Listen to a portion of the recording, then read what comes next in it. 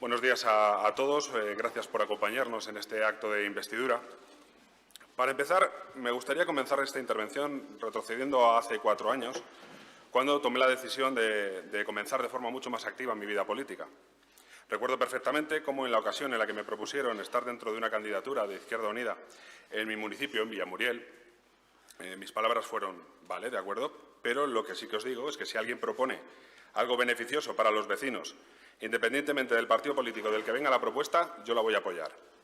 Y la respuesta que recibí fue, claro, es que es así como debe hacerse la política. Está claro que siempre hay diferentes puntos de vista sobre las cosas. Y cuando en raras ocasiones todos estamos en principio de acuerdo en algo, siempre surge quien, por ejemplo, prefiere que eso se haga otro día, en otra ubicación. En fin, que es realmente complicado que todos estemos al 100% en sintonía. Pero es que es ahí, precisamente ahí, en esa falta de sintonía, en ese desacuerdo, en esas distintas opciones, pero sobre todo en la voluntad de salvar esas diferencias, donde nace la democracia y la pluralidad. Y para eso estamos aquí. Eso es lo que esperan todos y cada uno de los vecinos que nos han situado en nuestros ayuntamientos y en esta Diputación provincial. Que hagamos su vida más sencilla, que mejoremos sus servicios, su calidad de vida, que les representemos, que seamos su voz. Pero para todo eso debe de partirse de la base del entendimiento y de la cooperación. Y es que cuando existe un gobierno con mayoría absoluta, da igual el color político, se corre el riesgo de creer que podemos obviar la opinión de los grupos de la oposición cuando no estén de acuerdo con lo que nosotros pautamos desde nuestra posición ventajosa. Pero, oigan, es que detrás de cada uno de los representantes políticos existen miles de personas a las que representan, que opinan del mismo modo y que se merecen ser escuchadas. Cada vez que el rodillo de la mayoría absoluta pasa por encima de los grupos minoritarios, que no se nos olvide, se está silenciando la voz de muchos de nuestros vecinos, que aun siendo de diferente color político, no por eso dejan de ser nuestros vecinos. Lamentablemente he podido comprobar en estos 4 años, como diputado provincial, que este hecho se produce con cierta regularidad en esta institución, donde efectivamente existe una clara mayoría absoluta. Es cierto que algunas de las propuestas que se hacen desde todos los grupos de la oposición son aceptadas, pero eso sí, siempre y cuando, y si me permiten el símil, enriquezcan la receta del que está cocinando. Es como cuando, siguiendo con la analogía gastronómica, les decimos a nuestros hijos, ¿quieres comer el pescado rebozado o a la plancha? Vaya, ¿qué pescado van a comer? ¿Verdad que no aceptamos que el niño o la niña en cuestión diga que quiere otra cosa?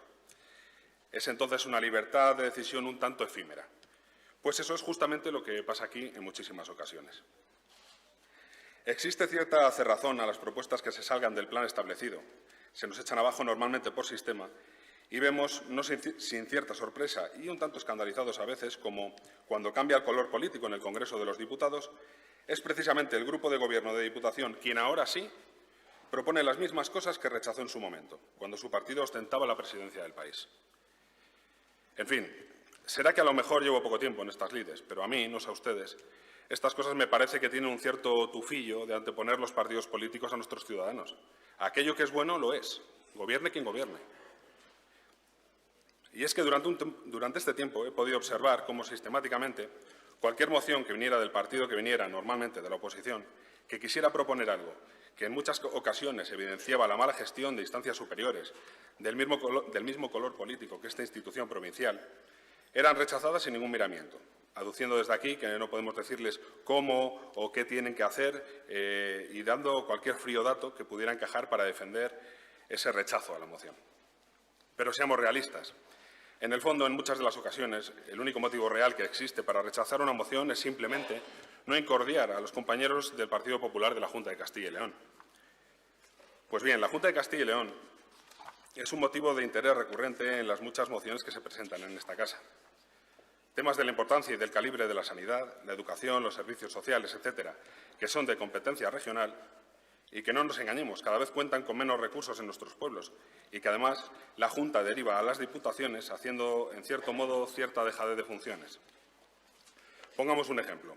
La competencia de servicios sociales de la Junta, conforme al acuerdo marco, hace que sean las diputaciones quienes acaben gestionando un servicio que no les es propio y, a cambio, ésta pagará las facturas dentro de los periodos que se hayan acordado. Pero es que, mientras tanto, esta casa debe de pagar los sueldos de los trabajadores y trabajadoras que cumplen con el servicio. Debe de pagar para que dicho servicio cuente con los medios para funcionar correctamente. ¿Y en qué posición deja este hecho a las diputaciones? Pues es muy fácil de entender. Nos rebaja, en cierto modo, y si me permiten la expresión, a ser los paganinis de la Junta de Castilla y León. No les negaré que el modelo que nosotros planteamos en cuanto a gestión provincial en nada tiene que ver con las diputaciones. Nosotros creemos que se podría trabajar de forma mucho más cercana y efectiva mediante las mancomunidades o con modelos de comarcalización en los que al final las personas encargadas de decidir de qué modo gestionar sus comarcas o zonas geográficas sean personas de esa misma zona que conocen en profundidad las diferentes problemáticas y casuísticas que se les dan a diario y que en un esfuerzo colectivo de los municipios de esa zona y, obviamente, con los fondos que les corresponden de las aportaciones del Estado, gestionen los servicios de forma mancomunada y al igual que los bienes comunales. Como digo, las diputaciones no son el modelo de Izquierda Unida Ganemos Palencia. Y ahora es cuando yo hago un ejercicio de mentalismo y les oigo pensar, y si no creéis en ellas, ¿por qué estáis en ellas? A que algunos lo estaban pensando. La respuesta es bien sencilla. Las cosas, en muchos casos, se cambian desde dentro. Al final es como esas veces en las que oímos una noticia de una decisión judicial, a veces nos parece hasta escandalosa, con la que no estamos de acuerdo, pero que actúa conforme a la legislación vigente y que hay que acatar aunque no nos guste. Pues eso nos ocurre en este caso. No creemos en este modelo de gestión provincial, pero es el que hay y si pretendemos cambiarlo, como ya he dicho, debe ser desde dentro. Y en eso estamos. El primer problema que sufre esta provincia, como muchas otras en nuestro país, es la despoblación. Las políticas actuales tienden a vaciar poco a poco los núcleos de población más pequeños en pro de otros mayores que ofrezcan más facilidades para vivir. Esa es la teoría, pero en la práctica vemos como este hecho va más allá aún. Me explico. Podría decirse que entonces la gente de nuestros municipios va poco a poco marchándose hacia, por ejemplo, la capital. Pero entonces, ¿cómo es posible que precisamente sea la capital uno de los municipios que en porcentaje mayor población ha perdido en estos últimos años? Pues la respuesta es que existe ya otro núcleo de población aún mayor que ha comenzado a fagocitar a Palencia, Valladolid. Este hecho me recuerda una vez que mi mejor amigo me comentó, no sé a raíz de qué conversación, ¿tú sabes lo que más hay en Estados Unidos? A esta pregunta pueden ocurrírsenos infinidad de respuestas. Pero ¿saben cuál era finalmente? Lo que más hay en Estados Unidos es sitio.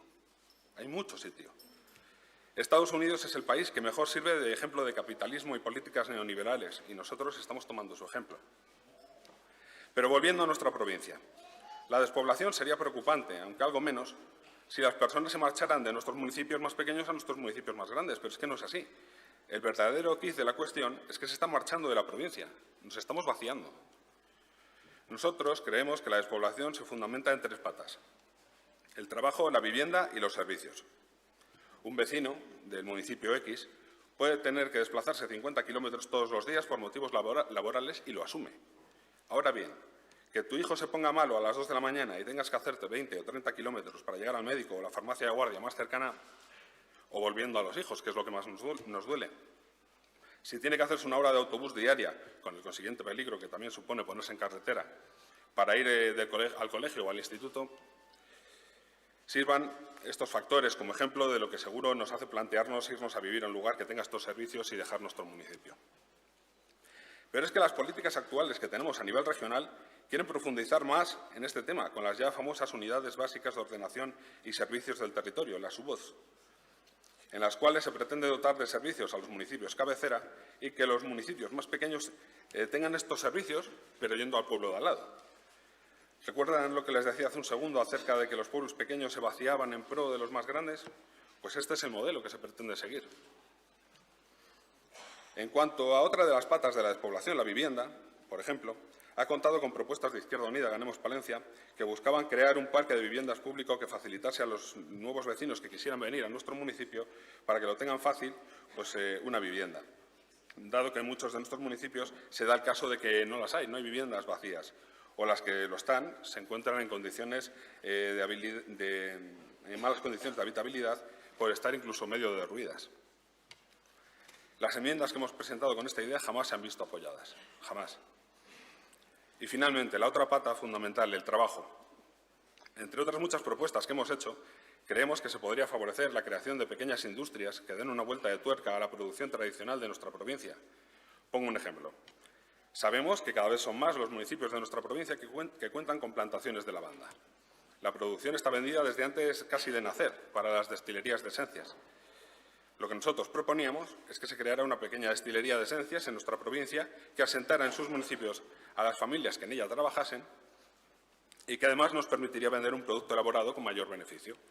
¿Cuál es nuestra sorpresa cuando hemos descubierto recientemente que, de hecho, esto va a ocurrir en Ampudia? Pues sirva de ejemplo. Esta casa, del Partido Popular hasta donde alcanza la memoria, es la encargada de velar por el bienestar de los municipios y sus vecinos en nuestra provincia. Y en muchas ocasiones está demostrando ya no solo escasez de ideas, sino además cierta sordera selectiva hacia las propuestas que les presentamos desde la oposición. El modelo, la hoja de ruta, marcada ya desde hace muchas legislaturas, nos ha abocado a un permanente sota, caballo y rey, que varía muy poco y que nos está llevando a un modelo de provincia fallida en la que a las grandes empresas no les vale la pena invertir o instalarse, en la que la población ha disminuido en la última década, según el INE, en casi 11.500 habitantes. Perdemos más de 1.000 habitantes anuales. Este modelo continuista del Partido Popular, carente de ideas nuevas que puedan revertir, si ello es posible, este hecho, es además totalmente reacio a aceptar ideas nuevas. Cuando se nos presentan todos los años presupuestos de esta casa, los partidos de la oposición hacemos nuestros deberes y presentamos un número muy grande de enmiendas, de propuestas, que entendemos que podían mejorar nuestra provincia. Es un ejercicio de política constructiva enorme el que hacemos. ¿Saben cuántas propuestas de estas han sido aceptadas en los últimos presupuestos? Ninguna. ¿Y en los anteriores? Pues creo que una. Y no es algo casual este modelo de actuación, es reiterativo año tras año. Este es un claro hecho de lo que antes hablaba, de la política del rodillo, de las mayorías absolutas. Pero es que este hecho va más allá de la propia Diputación. Nuestros municipios se ven constantemente tutelados por esta casa, que les dice hacia dónde han de enfocar sus esfuerzos, qué es más importante y qué no. Me explico. La línea estrella de esta casa son los llamados planes provinciales. Justo es decir, que funcionan bastante bien y que el diputado de área los mima como si fuera de la familia. Pero déjenme que les explique en qué consisten para que sepamos de lo que hablamos. Los planes provinciales reparten una cantidad muy importante de capital a nuestros municipios. Conforme al número de habitantes de la localidad en cuestión y su tamaño, ésta recibe una cantidad de dinero para realizar obras que deberán completar con un determinado porcentaje desde el municipio. Son los plenos municipales de cada una de las localidades los que deciden qué intervenciones han de realizarse. Faltaría más. Pero es que es ahí cuando entra la labor de tutelaje, de apadrinar, que mantiene esta casa con nuestros municipios. Según los baremos que se marcan desde aquí, según la obra esté relacionada con el ciclo hidráulico o cualquier otro tipo de actuación, la cantidad económica que debe aportar el ayuntamiento en cuestión varía. A veces es un 20%, otras veces un 30%, consiguiendo así que, en cierto modo, los plenos municipales se vean encarrilados hacia la realización del tipo de obras que desde aquí se han considerado más importantes, puesto que les salen más a cuenta económicamente hablando. Nosotros abogamos a este respecto porque los fondos que se otorgan a nuestros municipios sean incondicionados. A lo mejor este año en cuestión el municipio X prefiere utilizar el dinero de planes provinciales para comprar un vehículo nuevo a su patrulla de la Policía Municipal. A lo mejor quiere usarlo para promover ayudas sociales que mejoren la calidad de vida de sus vecinos. Tal vez quieran realizar más actividades culturales con esos fondos o utilizarlo en gasto común para pagar facturas y nóminas. No se puede, no con el modelo actual al menos. ¿Quiénes somos nosotros para decirles a los ayuntamientos en qué deben gastarse el dinero y en qué no? Decirles a ellos lo que es prioritario para su pueblo parece, en cierto modo, un ejercicio de control un tanto presuntuoso. Nosotros no vamos a conocer las necesidades de los municipios mejor que ellos. En definitiva, planes provinciales sí, pero con fondos incondicionados. Habría muchos más temas interesantes, pero no me quiero extender mucho más, que creo que ya me he pasado de tiempo. Pero para cerrar mi intervención, les dejaré con una de mis citas favoritas de Albert Einstein, que dice: locura es hacer lo mismo una y otra vez, esperando obtener diferentes resultados. Pues eso, no seamos unos locos, seamos capaces de innovar. Muchas gracias. Salud y República.